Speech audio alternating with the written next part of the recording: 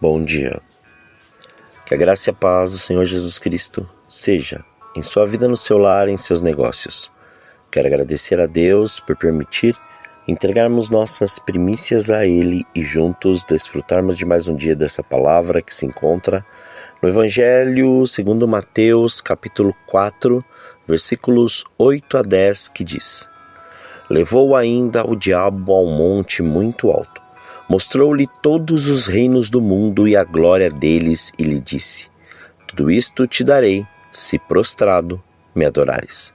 Então Jesus lhe ordenou: Retira-te, Satanás, porque está escrito: Ao Senhor teu Deus adorarás, e só a Ele darás culto. Adoração é a expressão do relacionamento devoto e reverente da criatura com a divindade. Mas esse tipo de definição é muito limitado para conceituar o que é a verdadeira adoração a Deus. Por outro lado, entender o significado da adoração a Deus é fundamental a todo cristão, pois o povo do Senhor é chamado à mordomia da adoração. Isso quer dizer que ser um cristão verdadeiro é essencialmente ser um adorador. Contudo, grande parte dos cristãos possui uma visão, no mínimo, confusa do que é a adoração a Deus, principalmente por falta de uma instrução bíblica sólida. Muitos crentes adotam um significado de adoração completamente estranho às Escrituras. Mas então, como podemos adorar a Deus de uma forma realmente bíblica?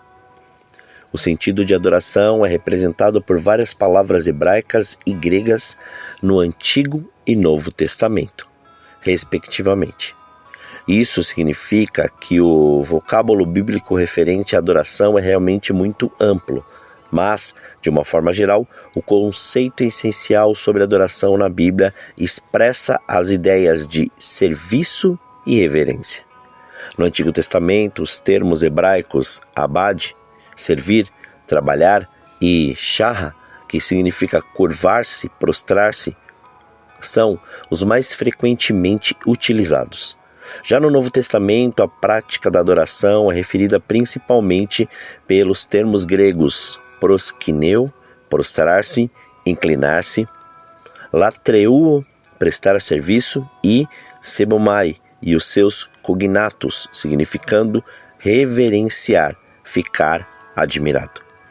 Quando aplicados à adoração a Deus, esses termos expressam a atitude de profundo temor, reverência, admiração, veneração e devoção dos servos de Deus à luz da compreensão de sua grandeza e das maravilhas de suas obras. O entendimento desse significado é importante para uma correta definição da adoração a Deus. O Antigo Testamento registra a adoração dos fiéis tanto em seu aspecto individual quanto coletivo. Isso quer dizer que os textos bíblicos mostram algumas pessoas adorando a Deus numa instância individual, mas também mostram adoração pública por parte de toda a congregação de Israel. A adoração na antiga aliança era expressa através de um sistema ritualista organizado de acordo com os preceitos que o próprio Deus revelou a Moisés no Sinai. A adoração no Antigo Testamento incluía uma série de ofertas e sacrifícios corporativos e individuais. Essas ofertas e sacrifícios eram oferecidos por meio dos sacerdotes no tabernáculo e depois no templo. Os sacrifícios na adoração a Deus no Antigo Testamento eram oferecidos regularmente. Isso porque Deus é santo e o homem é pecador. Então, um adorador não podia se aproximar de Deus, que é absolutamente santo, sem que o problema do pecado fosse tratado. Além dos sacrifícios diários que faziam parte da adoração, havia também a celebração de algumas datas especiais, das quais as duas mais importantes eram o dia da expiação e a Páscoa. O Novo Testamento mostra que a essência da verdadeira adoração a Deus permanece imutável. Porém, os tipos na adoração sob a antiga aliança deram lugar à adoração sob a nova aliança. Isso quer dizer que todo o modelo cerimonial da adoração da antiga aliança, que se valia do sistema de sacrifícios e do sacerdócio, deu lugar a uma realidade muito superior. Todas aquelas coisas eram temporárias e apontavam para Cristo. Então, uma vez que Cristo veio, aqueles rituais que caracterizavam a adoração do Antigo Testamento tornaram-se coisas do passado. O sacerdócio perfeito, o sacrifício definitivo e a intercessão de Cristo no santuário celestial conduzem o cristão a um novo nível de adoração, a um novo estágio no relacionamento com o Pai. Cristo é o Cordeiro de Deus que tira o pecado do mundo. E é por meio dele que agora podemos nos aproximar de Deus com confiança. O Novo Testamento mostra que a nova vida em Cristo, toda ela, em todos os seus aspectos, deve ser uma verdadeira adoração a Deus. Isso quer dizer que a adoração a Deus deve ser vista como um modo de vida no qual nos apresentamos como sacrifícios vivos, santos e agradáveis ao Senhor. Mas, ao mesmo tempo em que o Novo Testamento destaca a adoração particular, ele também enfatiza a necessidade e a importância da adoração pública, isto é, a reunião regular de cristãos na presença do Senhor. Isso significa que, como parte do corpo de Cristo, cada cristão deve se juntar aos seus irmãos na fé para juntos em Cristo adorarem a Deus, como descrito na carta aos Colossenses capítulo 3, versículos 16 e 17, que diz: habite ricamente em vós a palavra de Cristo. Instrui-vos e aconselhai-vos mutuamente em toda a sabedoria, louvando a Deus com salmos e hinos e cânticos espirituais, com gratidão em vosso coração. E tudo o que fizerdes, seja em palavra, seja em ação, fazei-o em nome do Senhor Jesus, dando por ele graças a Deus Pai.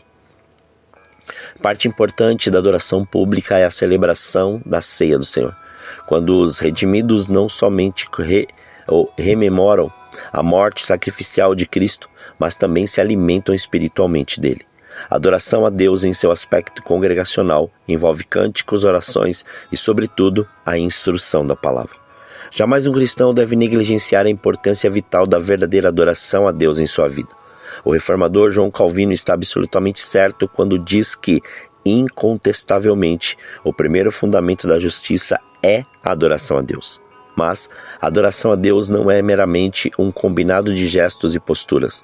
Não é a entoação de belas músicas ou a declamação de palavras bonitas e frases de efeito. A verdadeira adoração a Deus é um serviço que envolve a pessoa do adorador por completo, em todo o seu ser, o tempo todo, e não apenas nas manhãs e noites de domingo. Uma adoração marcada simplesmente por externalidades é inútil diante de Deus, como descrito no Evangelho segundo Mateus capítulo 15, versículos 8 e 9, que diz: este povo honra-me com os lábios, mas o seu coração está longe de mim. E em vão me adoram, ensinando doutrinas que são preceitos de homens. Mas o Senhor Jesus ensina que os verdadeiros adoradores são aqueles que o adoram ao Pai em espírito e em verdade. Como bons mordomos da adoração ao Senhor, devemos entender que não há adoração a Deus sem reverência pela santidade de seu nome, sem admiração pela grandeza de seus atributos, sem alegria pelas maravilhas de suas obras, sem humildade e confissão de pecados diante de sua justiça, e sem gratidão diante de seu extraordinário amor misericordioso manifestado em sua indescritível graça revelada na pessoa de Jesus Cristo. Praticamos a boa adoração quando, em nome de Cristo, rendemos a Deus o nosso culto racional à luz da compreensão de seus atos redentores. Esse tipo de adoração busca destacar mais e mais a supremacia de Deus, reconhecendo o seu valor sobre todas as coisas. Como diz John Piper, a verdadeira adoração é a resposta do coração à compreensão da mente quando ela entende e valoriza Deus corretamente. Que possamos, em mais esse dia, ter a compreensão que a adoração é servir e prostrar-se diante do Senhor a cada momento. Oremos. Pai, nós te louvamos e te agradecemos. Graças te damos por mais este dia. Obrigado pelo seu amor, obrigado pelo seu cuidado, obrigado pela sua proteção. E sou grato a ti por este fôlego de vida. Somos gratos a ti, Pai, por mais este dia que o Senhor assim proporcionou de abrirmos os nossos olhos, sentirmos novamente, Pai, e estarmos cientes de cada particularidade deste dia, de os nossos ouvidos ficar atentos, Pai, a tudo o que está acontecendo. Isso é maravilhoso demais, porque aí temos a compreensão de poder te exaltar, te glorificar, te adorar, te engrandecer e dizer que somente tu és digno de toda honra, glória, louvor e majestade, e que nada, Senhor, nada é maior do que a sua presença em nós. Que venha o seu reino, que manifeste o seu querer, manifeste a sua graça, manifeste, Pai, a sua glória, que o seu poder se aperfeiçoe cada vez mais em nossa fraqueza e que seu amor seja revelado na profundidade do seu querer e do seu sobrenatural. Muito obrigado, Pai. Muito obrigado pelo seu amor, pela sua graça e pela sua glória. Que seja feita a sua vontade e o seu querer. Livra-nos do mal, livra-nos da tentação. Não deixe faltar, Pai, o pão na mesa de teu filho. Antes, faça com que ele desperte para essa realidade e veja o quão maravilhoso é servir a beleza da sua santidade, o seu querer e confiar em seu nome. Muito obrigado. Consagramos este dia, consagramos nossas vidas, consagramos tudo diante do seu altar, consagramos todos os nossos sentidos e todo o nosso ser, para que o Senhor nos use da maneira que o Senhor quiser. Muito obrigado. Assim oramos, agradecidos, em nome de Jesus. Amém. Que você tenha um dia abençoado na presença do Senhor. Quem vos fala é o pastor Leandro Araújo, de São Paulo, capital. Deus te abençoe grandemente.